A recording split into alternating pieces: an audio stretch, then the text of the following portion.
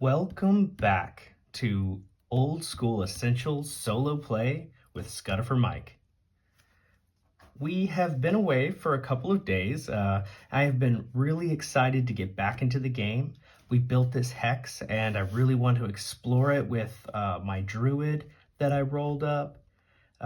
We can see here that I went ahead and beautified this a little bit. I inked in, colored all of the different hamlets, lairs, and dungeons that we discovered. I went ahead and put a random encounter table up at the top so that way we have some idea of what we're going to bump into. It's not just going to be any old thing, it's going to be some of the creatures that we found here. So just a quick recap, because I want to get into this. We have Port Hope, where we are from, and there is a small little dungeon, the Lost Tomb, the Lost Mausoleum, that we've been exploring with our primary group. There are several small hamlets like the goblins, the kobolds, the gnomes. What else did we find? Oh yeah, there were some frost giants, spooky. We had a couple of dungeons, the Den and the old dwarven delve. There's a lair here with the dwarves. There's a granny pester rot, a black hag is layering in our place, and also some werewolves down here. They kind of have their own little spot off to the side, so that kind of separates them from the group, but they are on the random table. We also have the ruler of this space, the Dread Overlord. He's a chaotic paladin, an anti-paladin, a chaos lord, or a chaos knight, I should say. I did put a little blue over here to signify that this is the ocean, and the ships that are coming in, they're docking here at Port Hope, and we are spreading the kingdom. We come from overseas, and we have some representatives here in Port Hope. We've established a small little base camp, and we are looking to unlock all of these features so we can interact with them, whether it's politically, whether it's through warfare and mercenary troop battle, dungeon delving. We want to find all of this stuff because eventually we're going to tap out this little dungeon here, and we're going to need to know what's going on in the world around us. So before we get started with that, though, I have a few things that, for cleanup. Oh man, so many things. So I added onto the calendar on the 1st a disease check. So we're not only going to do the taxes and upkeep for the lifestyle expenses, but we're also going to do a disease check, and we'll probably use the 1st edition disease random table for that. There's just a small chance that each active character in the campaign could catch a disease, but what this does is it unlocks the features from some of the other classes. Like the paladin has a cure disease feature, and he's also immune to them. So we want to give those classes like the benefit from actually having those features, because there's really not much in the book that they can interact with in that way. Also, one of the commenters, Thomas, he pointed out that I made an error whenever I was calculating the time for Augustus's broken arm in the last session. I don't know if you guys remember that, but we determined it was going to be between 4 and 6 weeks, and I said, well, if I roll a 1, we'll add 0 to that, and it'll just be 4 weeks. And then I rolled a 1, and then I added 1. So he went back. He was very diligent, and he caught that little mistake. So he actually will have a mended arm on the 28th of the 25th of November. So yeah, I've already marked that down. And so he does come out of downtime really soon, like really, really soon. So that's great. And I'll be able to use him and Theros Jr., who one of the commenters requested. Veltari, the thief, will be in that adventuring group. Franklin's out for a while. He's not out until next week sometime, so he won't be a part of the next group. But for today, let's focus on what's going on today. We've got a druid, and her name is Ruby May. She'll be in yellow today. Ruby May, one of the commenters left some name suggestions. So we've got Elrandon the Bard. Sorry, I couldn't do a ranger. I really wanted to, but his con is only a 7, and there's a prerequisite for a 9. And I was kind of struggling with that. I was like, oh, all the dudes that I rolled up had 7 cons. So we'll have to stick with a bard and a druid today for our hex crawl as we unlock all the features. We're going to bring the druid along because they're great at pathfinding. They don't get lost very often. And we're going to bring the bard as a lawful representative of the king. So he's going to be a courtier, or like a court diplomat. And he's got a nice solid charisma with a +1 bonus. And he's going to be able to do any negotiations with other kingdoms that we might bump into. So just because we have some scary werewolves and a chaotic black hag, and even here we have this guy. He might not be willing to negotiate, but there are other factions that we could speak to. So we're going to bring him along for that. We're bringing the druid along for guiding this adventure. And they have, after buying their leather armor and some basic weapons, they have 80 gold between the two of them. So what we're going to do is these two are going to pitch in their gold, and they are going to buy some mercenaries. They're going to get four full units of 10 men each. So each unit has 10 men. Let me see. Oh, that's in the player's handbook. Let me slide over the player's handbook. We're going to open that up. Now, just past the classes, you'll see the mercenary section on page 113. It has them listed out and all of like what they're carrying, and you can see there is over here we have light footmen. One of them for an entire month is 2 gold. Well, we're gonna buy them in increments of 10 because we want to have like a legitimate army. So each group of 10 men is going to be 20 gold. And we're going to do that with, well, we have 80 gold. So we're going to do that 4 times. We're going to have 4 units. 40 men are going to be, these are battle-hardened men. They're going to be adventuring with us. And they have armor class of 13. I'm going to write that down because I don't want to forget any of these little details as we're going. So they have an AC of 13. And they have a morale of 8. Now, this won't change based upon the characters that hired them. This is just a flat number. So these dudes, the light footmen, you see here they have a sword, leather armor, and a shield. That's how they get their AC 13, and they're going to be swinging with a D8 of damage. Now they have no modifier to their attack roll, and we're going to be rolling a D20 to represent 10 men. So either all 10 of them hit or all 10 of them miss. Now I hope my wire is not like getting in the way. That might have been really annoying. I don't know if you guys were seeing that or not. It might have been just like dangling down here, but I fixed it. Okay, hopefully you didn't click off while that was annoying you. Okay, so what we've got here is we're going to be basically an overland army.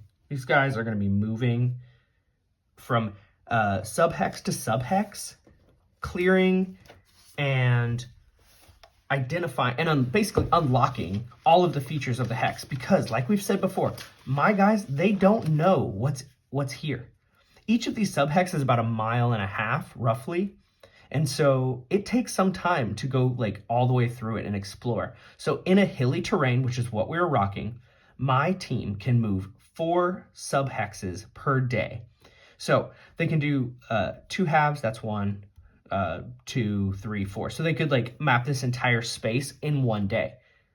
We're going to be rolling through several days, all tonight in one session. So we did have some questions about 1-to-1 time in the comments, like what is going on with that? Like, can you only do 1 game day in 1 real day? No, the answer to that is you can push the clock forward as much as you want. Ruby May and El Randon will be pushing the clock, their time jail forward, probably maybe 10 days tonight, because it's going to take several days to get through each of these hexes. Once we're fully mapped, they'll go back to town, they'll share what they found, and they will be in time jail until sometime like early November. I don't know the exact day because I don't know how long it's going to take us.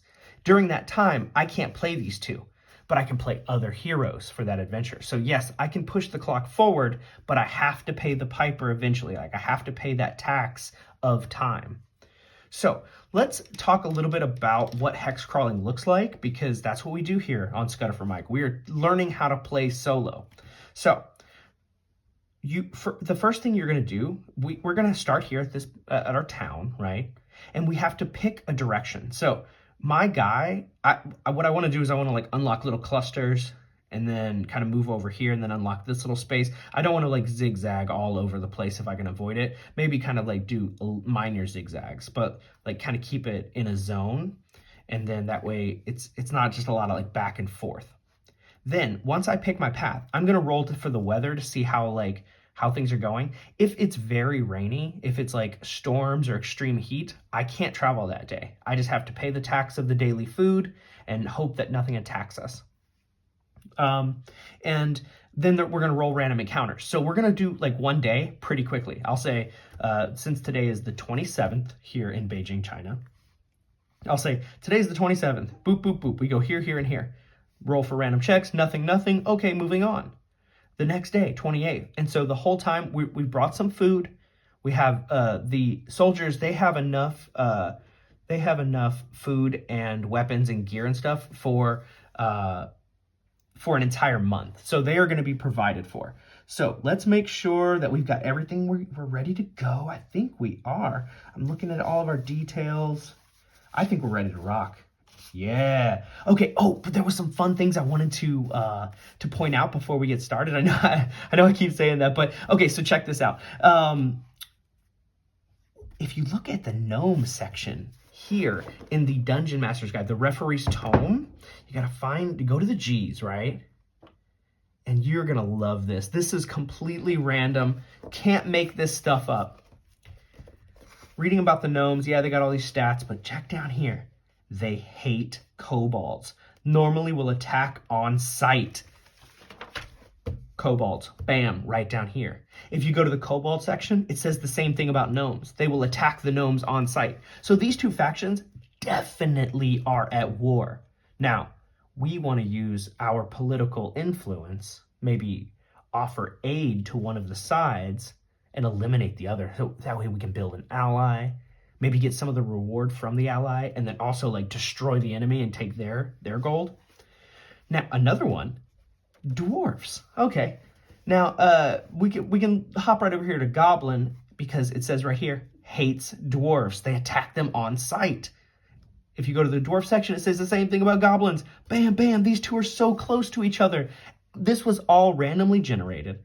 So fun. We've got all these power dynamics already unfolding before us, and we don't even know they're out there yet. So one great thing about the Bard, whenever we get through and we have identified that these factions exist, the Bard has a feature called lore.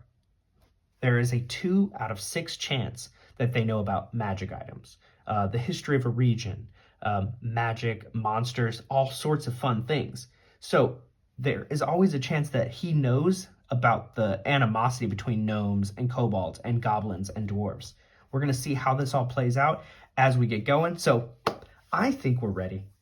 I'm excited. My boys are actually broke now, so I'm going to go ahead and erase it. They don't have this 80 gold anymore. We're going to take that away from them. They are flat broke. They're going to have to forage if they run out of food, if it takes more than 7 days. The soldiers are equipped with food, though. They're ready to go. We don't have to feed them. We just have to feed the 2 guys, the druid, Ruby May, and El Randon, the bard. So let's get started. We're going to let the dice decide which direction we go, because since I know what's out there, I'll kind of like lead myself to go over here or go straight over here. So we're gonna let the dice decide. So I have on a 1, I actually have a D3, so let's just use that. Let's see, where is my D3? Oh, it's already over here. Okay, I have a lot of dice. Let's go ahead and move some of this out of the way so we can clearly see the rolls. We don't need all these dice in the way. Okay. So on a 1, we go this way. On a 2 here, on a 3 here. Let's see which way we're going to get started. Okay, 2. So we're going to go straight out. So now that I know this, let's see. I'm going to, let's see. This will be 1 subhex. 2. 3. Oh, I don't want to leave a gap though. Let's see. Okay, I go here. 1, 1.5, 2.5, 3, 4. So that way I can like knock out this little chunk. And once I identify the spot, then I'll put a little mark showing that I know the area. So yeah, we'll go here, here, here, here, here. Okay, so 1.5, 2.5, 3, 4. So yeah, we're gonna knock out this little section right here. So we start by rolling to see the weather. Now on extremes, I'm kind of screwed on a 1 and a 20. I don't want either of those.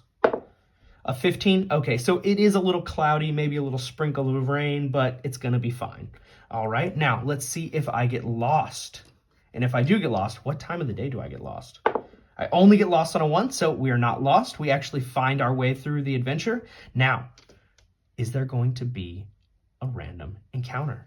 Only on a 1 or a 2 in this region will there be a random encounter. So actually, it's a pretty high chance in the hills. 6, nothing. So on day 1, we are going to fully map that. I'm going to put just a little dot. Boop. 1, 2. Now, we fully check out this area. Nothing kicking, nothing happening. Pretty, just hills, some rocks, maybe even some small mountains. We get over here, and we're going to use some mountains and some hills to give us cover. We never have to engage unless if we choose to. Okay, so we're not going to engage. We find these guys over here. So actually our track is 1, 2. We find little goblin town. We can see that there's goblins here. Now, the thing about the hamlets they are above surface. So these little dudes, they're out in the open. We can roll right now and see how many goblins there are. There's going to be 6d10. So we can spend a little time scouting and seeing how many there are. Let me gather up all of my d10s. 3. I think I only have 5 in this tray. Yeah, okay. No, where's my green? There's 4. I have a green one too. Oop. Let's go ahead, put this over here. All right, so let's roll and see, and then we're gonna have to roll one more d10 because there's 6 d10 in total.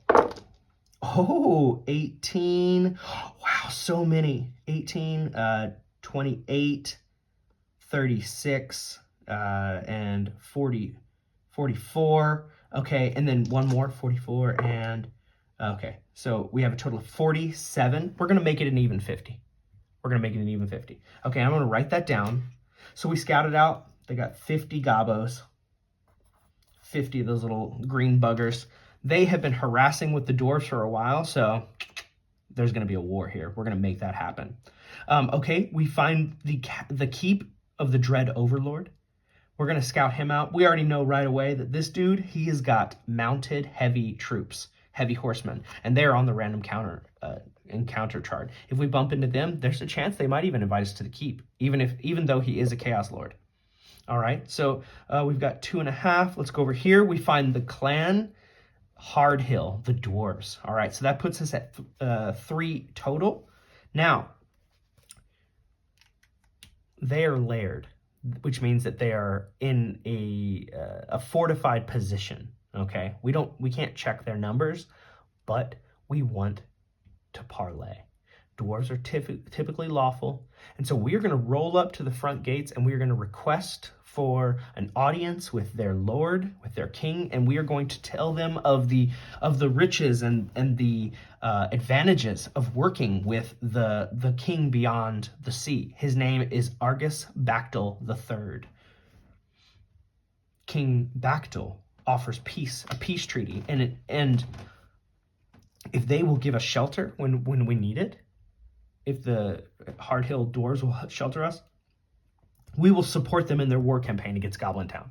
Now, this is something that they want, and we are already at a +1 to any of our modifiers. So we're going to roll to see if they will take us up on a deal. What we want is a place to rest when we are weary and we're out in the wild, a place to sell our gems and jewelry for treasure, a place to receive our XP, maybe even get some dwarves for mercenaries to hire in the coming battles. So I'm going to say, because this is something that they want and it's intrinsic in their stat line, that we're going to get a +1. And since our boy El Randon is just so charming anyway, we're going to get another +1. We're going to have a +2 to this roll. This is DM fire, but I do believe that it's something that is beneficial, so we're going to play into that. So let's see if they will take us up. 4 + 2 is 6. Let's see. So a 6 says they are uncertain and they're confused. Okay. So maybe we need to spruce up the deal a little bit. We will take out the goblins single-handedly. We don't need them to come at all. They don't need to sacrifice any of their men. We will go through and we will eliminate them. All right. We've upped the ante a little bit. Let's see if they like that. All right, we have a 9 + 2. That's an 11. They are, okay, so what that means essentially is that they are willing to make offers and they're willing to make deals. An 11 is a very, very, very good number. So we now have allies with the Hard Hill Dwarves. But we are moving on. We're not quite done. We've done 1, 2, 3. We're going to check out this last little space over here, which we do. And this is all on the same day, on the 27th. Now, we have to make camp. Our soldiers are out in the wilds. We are not at the clan Hard Hill, so we cannot camp inside their safety of their walls. So we have to make a nighttime check. Here we go. Nothing coming. Yes. I love it when my troops do not die. Okay. So we've mapped this area. Now, we wake up the next day. It is now officially October 28th. Back in town, Augustus, it says August, Augustus he's officially out of downtime. He just got his arm broken. He's not feeling too good. But we're not in town. We're out in the wilds. So we need to make a new plan. So which way do we want to go from here? We're going to let the dice decide. So we have a few different directions we can go. So 1, 2, 3, 4. I don't see us choosing to double back. So let's say 1, 2, 3. 1, 2, 3. 2. Okay. So we're going to move in a southwestern direction. Now we need to see the weather, make sure it's nothing crazy. We're fine. It is raining. It's raining pretty heavily, but it's not enough to prevent us from traveling. We are going to now check for, do we get lost? Let's find out. We do not, because our druid only gets lost on a 1. Everyone else in the game lost on a 2 and a 1, but we only get lost on 1. We make it safely, or we find our path. Now, do we make it safely for the morning, for the daytime hours of the 28th? 5 means nothing attacks us. We are good to go. Yes. Okay, so we map out 1. Now, where do we want to go? I think we want to fill in the gaps. 2. We could go 1, 2, 3. 1, 2, 2.5, 3.5, 4. Okay, yeah, we'll go in this direction. And we're going to stop here because we don't want to leave any gaping holes, okay? That's the last thing we want. We find Granny Pesterot's, her haunted area, her lair, okay? We see that she's cooking some nasty brews over here, and we're going to avoid her because she's 8 feet tall. She's got iron-like teeth and claws. This thing is terrifying. We do not want to bump into her accidentally. We map out the rest of the area around here. There's nothing kicking. But now we end up with Clan Cog, okay? We know typically these are lawful. Sometimes they can be neutral, but either way, they're going to be reasonable, okay? And so we are going to see if we can establish some kind of good connections. Maybe we can talk to them, see what it is that they want. And I think the first thing they're going to mention to us is their mortal enemies to the south. We're like, hey, look, yeah, maybe you could stay here if you help us with the mortal enemies, maybe. But let's see how they feel about us in the first place. Maybe they don't even want to do anything. Maybe they're not even willing to host us or negotiate with us. But we do tell them of the king beyond the sea and how King Bactyl Argus Bactyl is trying to make peace with some of the nations and do away with their enemies to show that he is a strong and powerful ally. Let's see if they like that. I'm at a +1. 4, 5. Okay, let's see, what does a 5 mean? A 5 is they're hostile. They possibly attack us. Okay, so they're like, no, get out. We don't want to have anything to do with you. You are not welcome here. You're an invader from overseas. So we tried to negotiate with them. They were not having it. We leave their little hamlet. We need to know how many are in this little hamlet.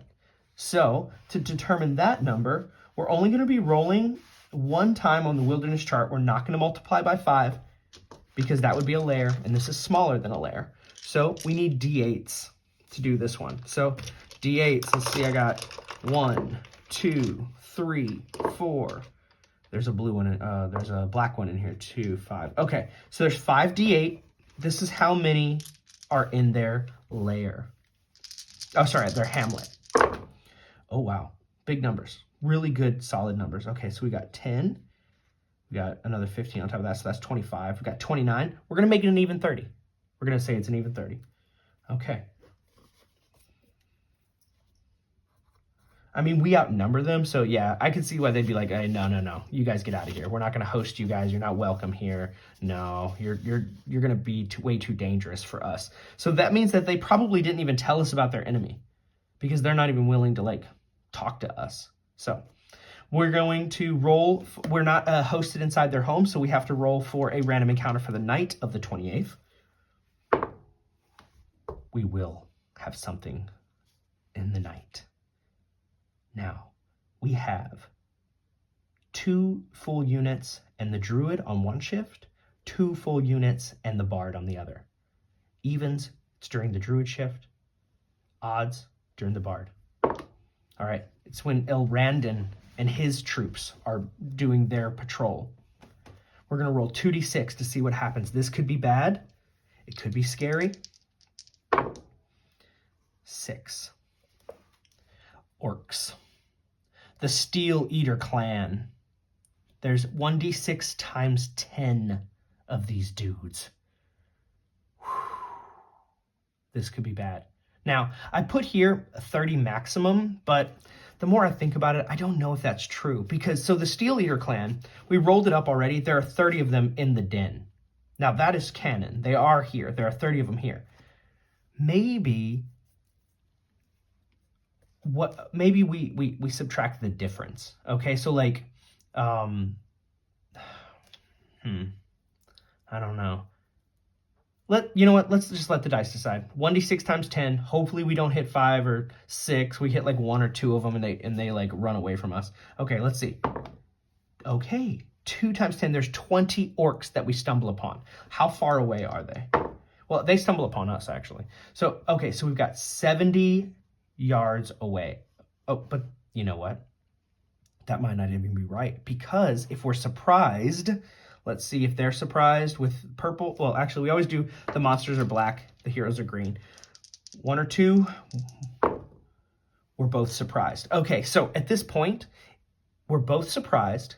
Do we want to pursue them because they are way outnumbered? Like we have them swamped. We have 42 dudes. They have 20. We're 2 to 1. We're more than likely to crush them. So I think that like they're surprised. We're surprised. I think we're going to let them go. Like they're not going to be able to take us, and they know that. Even if they got like an ambush, which they don't, they're not going to be able to take us. So we're going to let them flee, but we know they're out there now.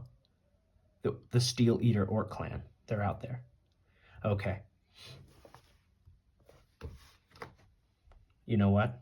I feel like that was too much DM-fy it. Let's see what the dice say. Are these bloodthirsty orcs? Let's see how they feel. I gotta re-roll that. That was a 4 and a 5 together. Okay, so we have a 6 here. Okay, and I also have a bonus of 1. So they are, yeah. So they are at a 7 on this, and that means they're uncertain and they're confused. Yeah, they're scared. I think that they're confused. They're like, no. We didn't mean to come here. We were gonna go raid the gnomes. We don't want any trouble, man. And so they leave. Yeah, I think that's probably what happened. Okay, so that's much better because now we let the dice decide. We didn't take any kind of like control of the narrative. All right, so we wake up the next day on the 29th. It is now the 29th of October. How's the weather? It's fine. It's actually sunny. It's funny, very nice, very clear. We're gonna have a path. Well, we know this way and we know this way. So I think we cut straight down south and start filling in blocks. So we actually can just move through this. We don't have to explore it again. And actually moving from one side of the hex to the other is just like 2 hours, just moving straight through. But it's when we stop and fully explore a sub-hex, that's when it slows us down. So we're just gonna move for 2 hours straight here. So that means we're only gonna be able to get 3 full searches done. So 1, we find the old dwarven delve. And we know about the dwarves here, so maybe they lost control of their old mine somehow. Something's down there. Now we know it's a dragon, but the PCs don't. They go further a little south. Boop. Oh, is there going to be a random encounter? There is.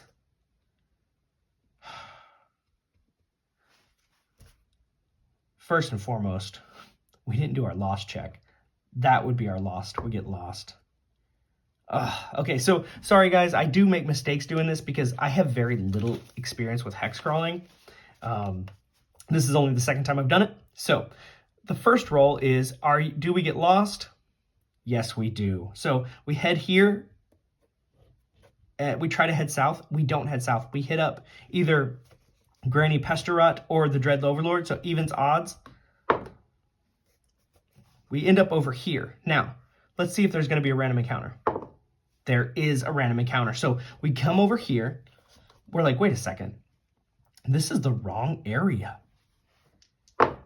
And we bump into Hard Hill dwarves, our allies. Okay, so we don't mind seeing them. We're like, oh, hey guys, what's up? They're kind of scouting out too. They're trying to maybe move around the Dread Overlord's mounted horsemen that are like patrolling this region. Maybe we exchange some information. We tell them about how Clan Cog how they wouldn't really accept us. I'm gonna take a sip of water. Maybe they share some of their information. And we tell them, we're going after those goblins. Don't you worry about it. So since we're already over here, we're going to try to like use our already mapped area to go against the goblins. I think it's time for a battle. So the goblins have 50 men. These dwarves, we told them that they didn't have to come, but we bumped into them anyway.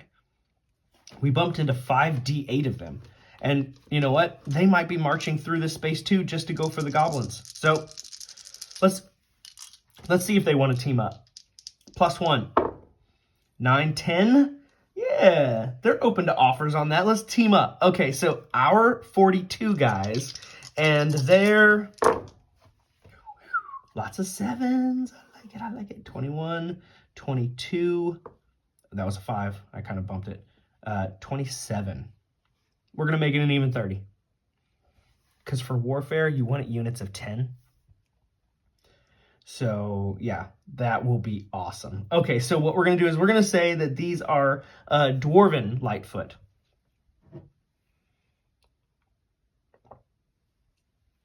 We now have 30 Dwarven Lightfoot, 40 human Lightfoot, and we are going to war against Goblin Town. We're going to do battle. We march our troops. The goblins are above surface, so they see us. So what we have here is overwhelming odds against them. I don't know if we're going to be able to sneak up on them, but let's see. We know they're there, so we can't be surprised. But do they know we're coming? They do. They hear the stomping of our soldiers' feet in unison.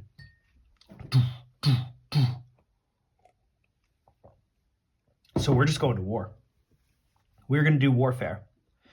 10 units. Sorry, guys, my throat's a little scratchy from all the talking. So 10 units, they either hit or they miss. I have got a lot of chaos going on here. This is the 29th, by the way. I'm going to pull some paper over to the side so I can track all of the hit points. So the way this works, actually, if a unit is hit, it means they are hit by 10 people on the opposite side. So everyone dies from the unit. One hit, the entire unit is dead. One miss, the entire unit is alive. So we're going to roll. They've got goblins. They've got 50 of them. We've got dwarves, 30. And humans, 40 of those. Our odds are looking good, but we still want to get initiative. We don't want to lose any of our troops to morale breaking. So, come on, green. Hey, we're up first. All right, so we're going to roll a bunch of d20s all at the same time and just try to obliterate their numbers. So how about this? We'll roll the dwarves first. They attack, they smash, and they barrel in on foot, heavy thudded, beards flying through the air, and okay. We have 2 hits against goblin mercenaries. 2 hits. The goblin mercenaries have an armor class of 13, so we have 2 hits. 2 of their units crush. They only have 3 units left. Now the humans come in flanking from the other side with 4 attack rolls. The humans do less well. They don't do as well. They do less damage for sure. So they only get 1 smash, 1 successful hit. But we've depleted their numbers. They only have 2 units left. They're getting pincered from 2 different sides. Smash, smash. They need to make a morale check. Maybe they just surrender. 7 for goblins.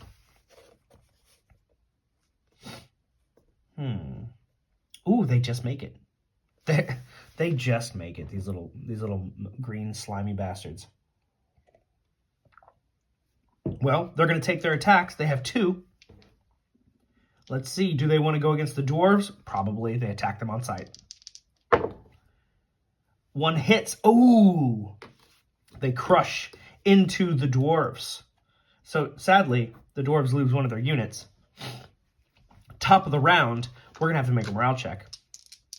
The dwarves will. The goblins go first. That's not good. 2 attacks against the 2 remaining dwarves. Both miss. Actually, let me check that because the dwarves might have a higher armor class. No, wait. I think they have Lightfoot too, don't they? Let me just double check that. Go into the Mercenary page one more time. It's a useful page. Let's see. They're Lightfoot. Oh, they don't even have it. They only have, for dwarves, they have Heavyfoot. And that means their AC is 15. Did they hit? Yeah, I think last time they got a 19. So yeah, they still did get the kill. Okay, so they missed this time though. They missed this time. They didn't get the 19. Okay, so their AC is 15. All right, so their morale is 8. It is our turn. Come on, dwarves, make your morale check. I realized I rolled that off the table. I realized I rolled that off the camera. I will try to keep it here. Do not let me move it away. Oh, gosh, guys, I'm sorry. I'm trying so hard. All right, here we go. Ooh, the dwarves failed their morale check. The dwarves flee. They're like, whoa, we were just scouting. We didn't know this was going to be so bloody. The 2 units bail. That means, oh, actually, that's one of the units. How about the other unit? Okay, the other unit is steel. They are steel nerves. They're not leaving. So they lose another unit, but this unit doesn't die. They just run away. All right. Now it's the dwarf's turn to attack. They have 1 unit left. 15 to hit on the goblin. Let's see, the goblin. Lightfoot. There, yeah, okay, so, yes, 13, right. Okay, good, I got that right. That is a hit. They destroy another goblin unit. The dwarves that stick around, they smash their hammers and swords into the goblins. Now, the humans have 1 attack left, 1 turn left, 4 attack rolls. Come on, let's do some damage. Hey, we got our hit. That's it. That's enough to blow them out of the water. The goblins are defeated. We have secured our alliance with the with the dwarves. And I'm pretty sure we get all that XP too. So there might be some debate in the community about where that XP goes. I think you divide it amongst, maybe you divide it amongst everybody that's there. So there are how many survivors? There's 1 dwarf troop. There's 4 human troops, and then 2 people. So 52. All right, and there were 50 goblins. So 1 goblin is worth how much XP? 5. Okay. Okay, so that's 250. We'll set that aside, and we will divide that later because it's 52. So like we're gonna have to do like a decimal, and I'm not trying to do that on the camera. All right, so we are coming up on like about, I think, almost 40 minutes already. So we're gonna do one more day of exploring, but we need to see what kind of treasure we got from their little horde. Level C. So the treasure of level C is for a lair. This is not a full lair. This is only 1/5 of a lair. So it's only going to be 1/5 of their treasure. Oh, too far. All right. Should be like right here, huh? Okay, treasure C. So we go over to C. So 1/5 of that. Okay, so just, 200 gold. That's pretty solid. We are going to roll to see if there's a magic item. There's a 10% chance. Let's say if I roll an 8. 8 being the lucky number. 4, there's no magic item. So just 200 gold for my homies to split. I like that a lot. Okay, we'll just clear out some of this other stuff here. Got a bunch of, been inking all over this scrap piece of paper. All right, and I think we're gonna do one more day of adventuring. We're gonna head down to Port Hope. We're gonna cash in. We're gonna reveal what we know about the map so far, and then we're gonna take the battle to the south. I think we have enough time for one more adventure day. We know everything that's up here, so we don't have to make a random monster check because at night we're in Port Hope. The next day, we choose our path. It's this way. We're gonna roll weather. Weather is a little dry. It's a little warm. That's good. Do we get lost? We do not. Are there any monsters? There are. So let's see when it's going to happen, because that's something we haven't done yet. It takes 2 hours to get here, 1 hour here. I think our path is 1, 2. So this is 2 hours, 3, 4, 5, 6, 7, 8 hours. Okay. Yeah. Oh, it's just right as we come into this new area, there's an encounter. Hopefully it's some of our friends again. 11. Oh, what's an 11 on our random monster chart? Silver pack werewolves. 2d6 of them. 8 werewolves. Yikes. 8 werewolves. These guys are okay. All right. So the silver pack werewolves, these guys are ferocious. These guys are tough. I'm going to pull up the werewolf. It's under L's for lycanthropy. So let's see. N, M. We're almost there. Oh, lots of M. Lots of M. Okay. Werewolves. These creatures, they're 4 hit die. Whew. There's 8 of them. We are in a lot of trouble. So here's the thing. The way this works is we have units of 10 men. We have 4 of them. So we outnumber the werewolves. When we have a successful hit, let's say their AC is, they could be in human form, at least for 1 round. Would they be? No, not out in the wilds. They wouldn't be. They would be in their wolf form. So let's say we roll a 15. We get a hit. Instead of 1 hit, 1 death, because that would just like completely discount how much HP they have, this little asterisk right here, their damage, all of that stuff. Instead, what we do is we roll the damage of the weapon that they use. So our foot soldiers roll a d8, and that's how many hit die they take from the monster. So these are 4 hit die creatures. They do have an asterisk, so that maybe it's a little bit more, but if we roll a 4 on our d8, then they're dead. If we don't, they take no damage. So that is a way for us to scale the 10-to-1 unit against a single monster. But in this case, it's 8 of them. Now, actually, I think we still do the damage to their HD. So if we only did 3 damage, like, it's still alive, but we do the 3 HD damage. Yeah, okay, I think that's the way that works. Okay, so, and if you guys do wargaming on your own, please, in the comments, help me out. How would you resolve this at home? So let's see how far away they are, because maybe we can just, like, I don't know, maybe they see us and it's the overwhelming numbers and they just want to run. So they're 70 yards away. That was a 6. 70 yards away. Let's see what they feel. 4, but we do get a modifier of 1, so I'm pretty sure that's confused. Let's see. No, they're hostile. They possibly attack. All right, so it's war. Oh, you know what? We have entangle. So before I roll to see whose turn goes first, I'm going to announce entangle from my druid, Ruby May, with a clutch spell. Let's hope we can get the initiative. We do. 6-4. We do. Yes! Okay, so we cast entangle, and I'm pretty sure, like, in a 20-yard radius, it's 20 all the way around, we're going to get 8 dudes. Like, that's a lot of space.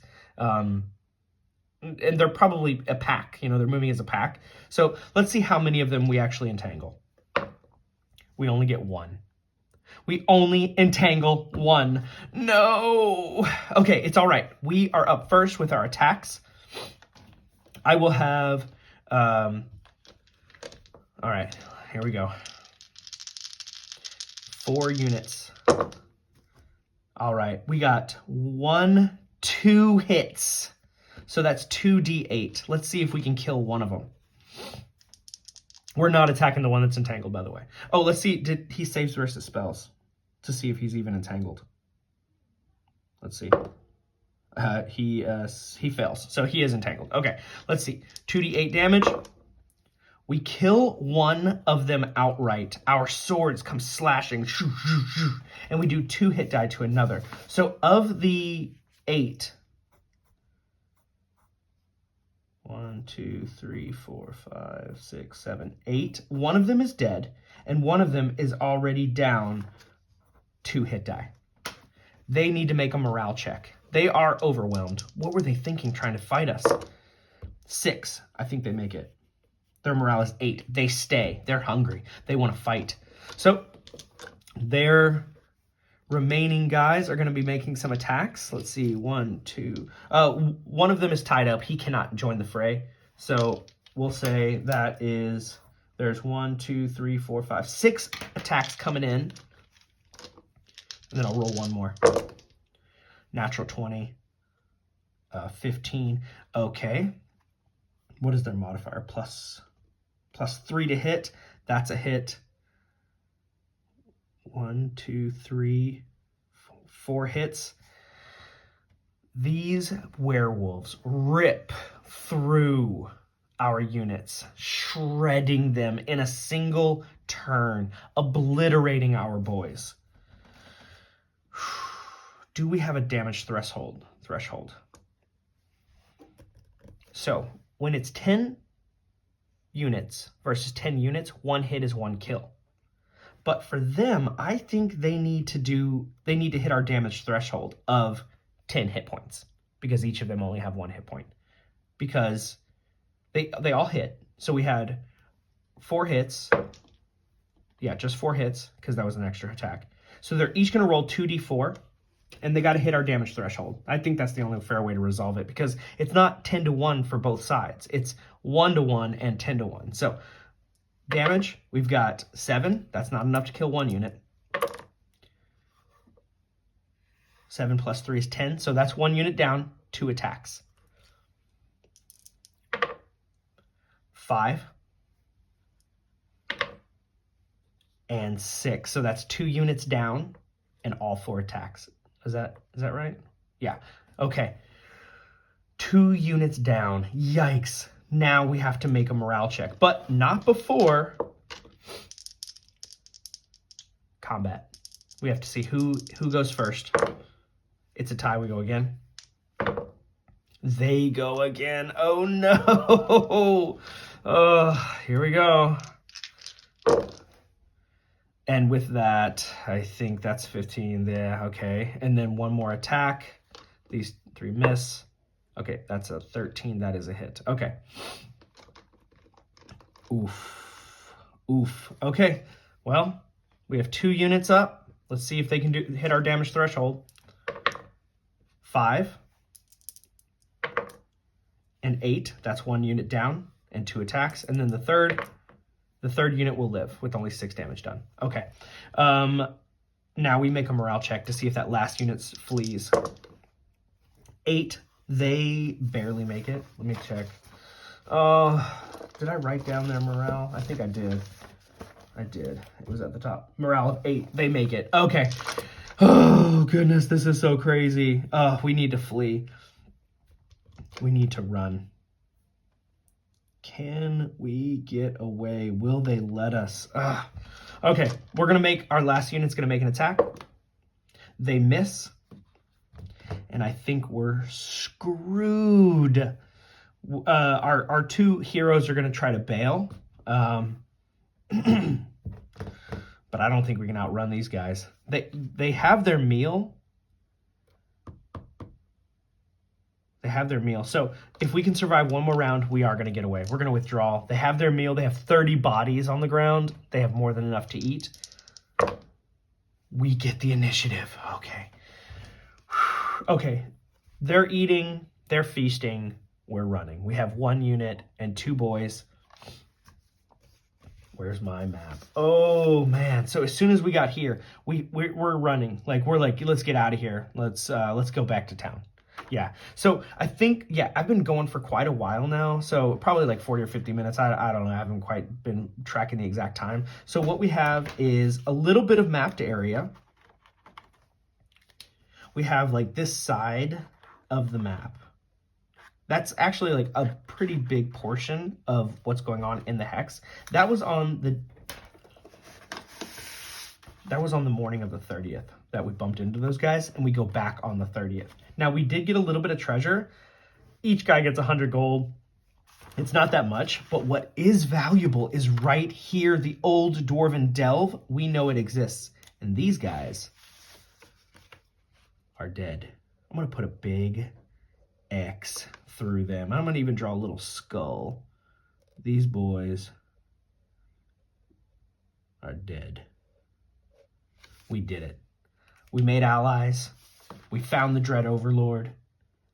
We got roughed up by some werewolves, but we found this precious cargo here, the Dwarven Delve. We will be able to send heroes down there for adventures in the future, to vary up the different kinds of things that we're going to find in our dungeon. So we'll have a dungeon here for our more advanced guys. They'll go down to level 2 soon. And then for fresh dudes, we'll send over here to the old Dwarven Delve. Guys, if you enjoy this kind of content, if you like watching hex crawls, please smash that subscribe button for me. Okay, I have been having so much fun in the comments with you guys. You are all so diligent in catching my little errors. I've been playing in hard mode. Both times that you guys caught me on my mistakes is I've been like doing it so much harder than what needs to be done. So thank you for all of your support, guys, all the likes, all the comments.